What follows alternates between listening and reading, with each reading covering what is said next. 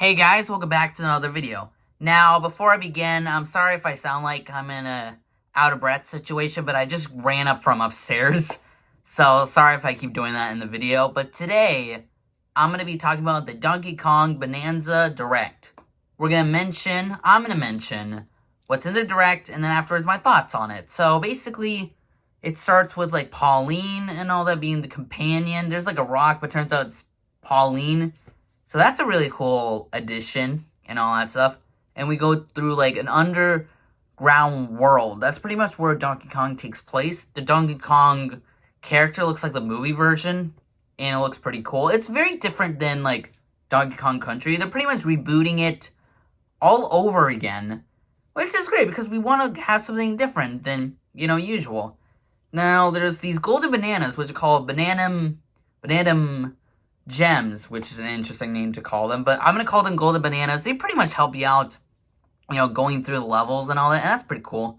Pretty much you can punch, swing, turf, surf, make music. Again, sorry if I'm, like, out of energy, by the way, but anyways, yeah, you can do those things, and it's pretty cool, like, being able to, do all those things, and it's super exciting. There's also the Bananza part, where you become a Kong, zebra, ostrich. You have pretty cool abilities. There's also a few bosses here and there that's really, really exciting. I absolutely love when like games have bosses and all that, and the bosses in the new game sound really, really exciting. There's also some challenge. What was I saying in that moment? Challenge course ruins. But yeah, pretty much just like challenge like things, like going in through different challenges and all that. And it's pretty fun. There's a 2-player co-op. There's GameShare, GameChat. There's an assist mode, so if you need extra help, and you don't lose too much heart points, so it's pretty much like Super Mario Odyssey and all that nature, so that's pretty fun. And with the mouse mode, you can make a Donkey Kong artist, so you can have fun with that. And there's Amiibo. And that's pretty much the Direct.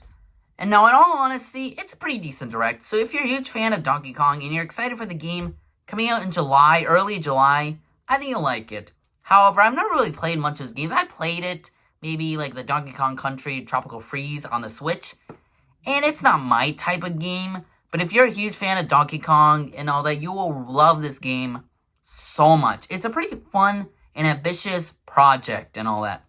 So, if you like Donkey Kong and you're super excited, go ahead and play the game. I'm just not really a huge fan of Donkey Kong and all that. But I will admit the Direct was decent. And the game looks really interesting. So maybe I'll get it, but again, it's just one of those things where I don't play it too often, like Donkey Kong.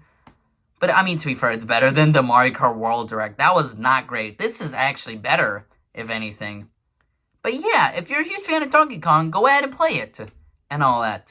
And so that is my thoughts of the Donkey Kong Bananza Direct. It was pretty decent, and if you like to play this, go ahead. I know I keep mentioning it multiple times, but I mean, it's probably not a game I'm going to play, but if you're a huge fan of it, go ahead and play it.